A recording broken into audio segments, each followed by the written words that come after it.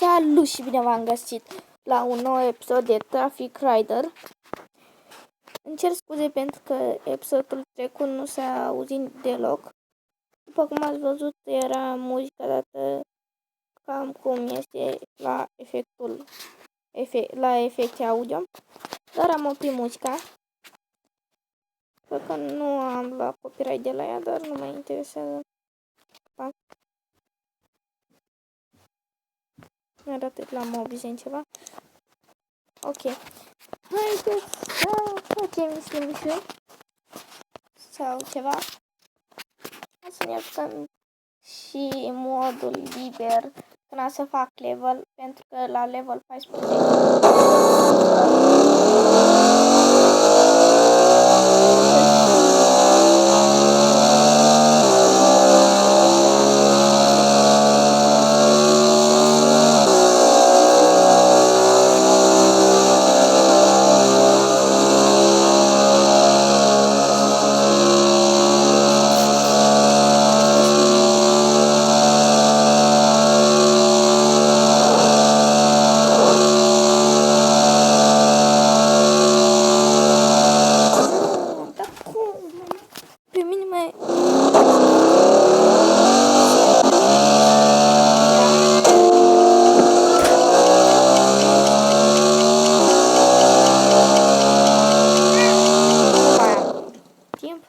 dar am mai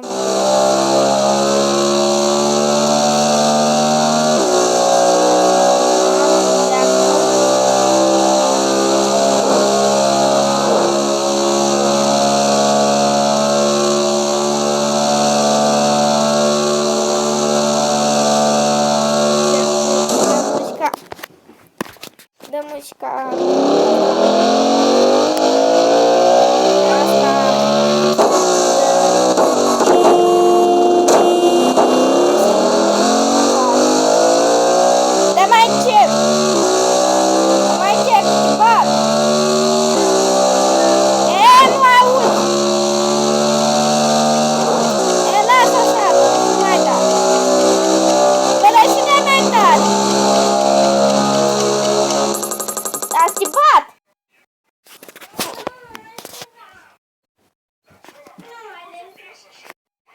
Trag.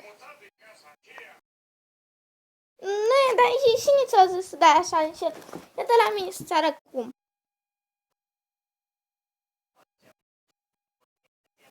Acum auzi? Lasă aici. Atâta. Îmi cer scuze, dar sora mea este cam rea și nu vrea să mă lase în pace când filmez.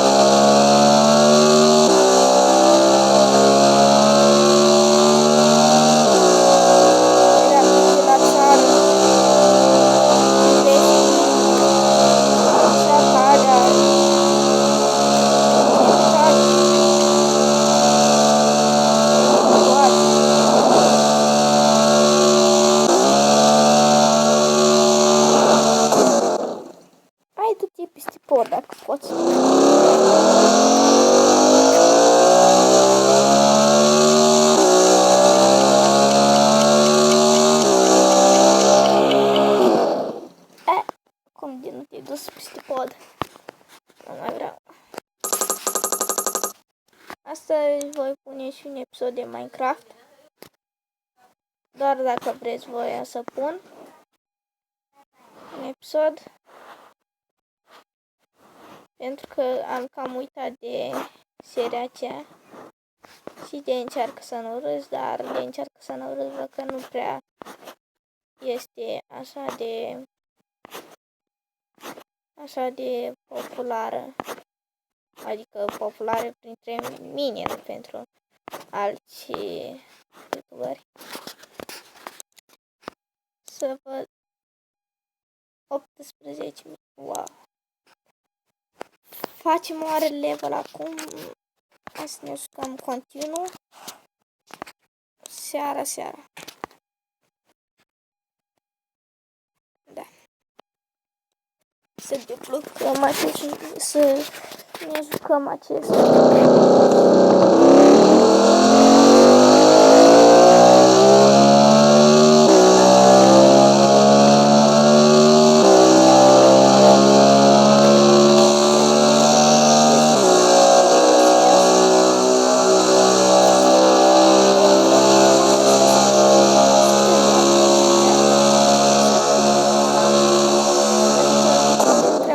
Stânga, pardon.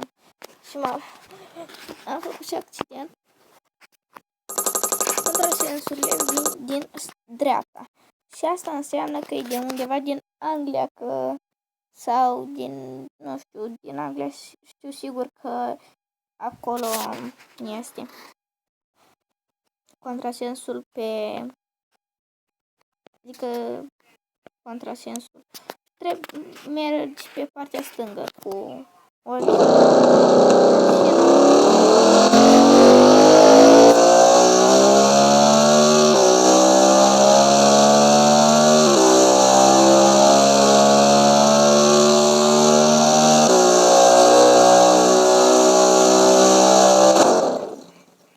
trecut fix pe lângă, printre ele, dar să vă spun ceva.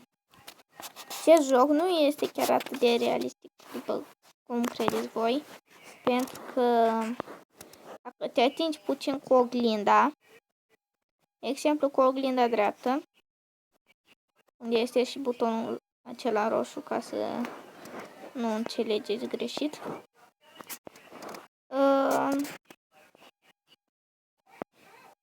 dacă te atingi puțin cu ea de o mașină, nu contează de care, de o mașină, așa, oarecare,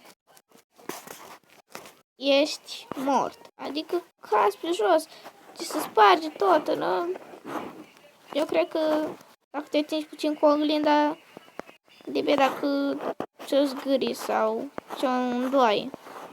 Ți-o îndoaie, nu. Ți-o zgârie, că de zgâriat, nu ți-o zgârie, ți-o sparge. Și spun că nu e chiar așa realistic, după cum credeți voi, dar motocicletele, motoretele, motoșvaițurile, scuterele, adică motorete, motoșvaițuri, motociclete, una și aceeași. Dar așa spun eu, pentru că aceasta este o motocicletă. De-abia asta e motoșvaiț pentru mine. Asta e motoretă. Motoșvaiț. Am uitat cum am spus. Bun.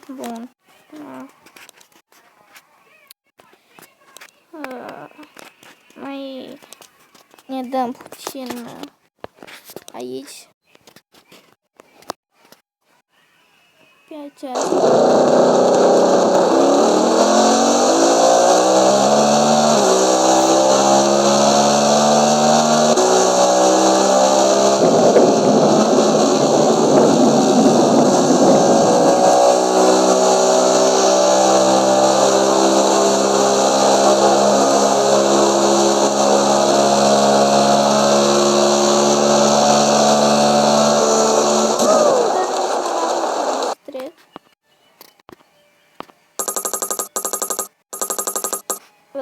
eu când o să editez, o să încerc să fie imaginea puțin mai mare. O să dau eu din setările acelea câteva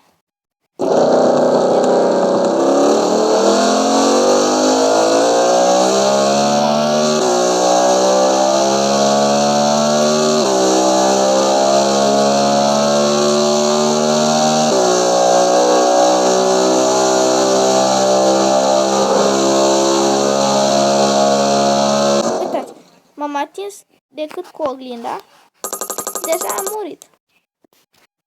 Spuneți voi că jocul ăsta e chiar așa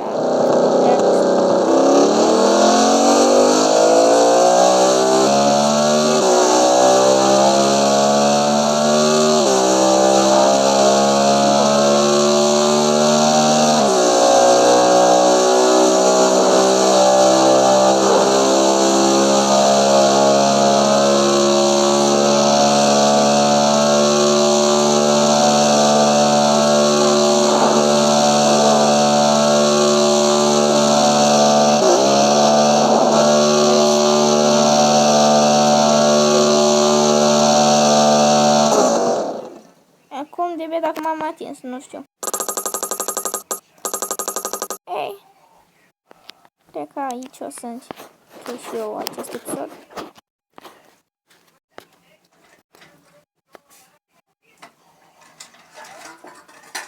Salut!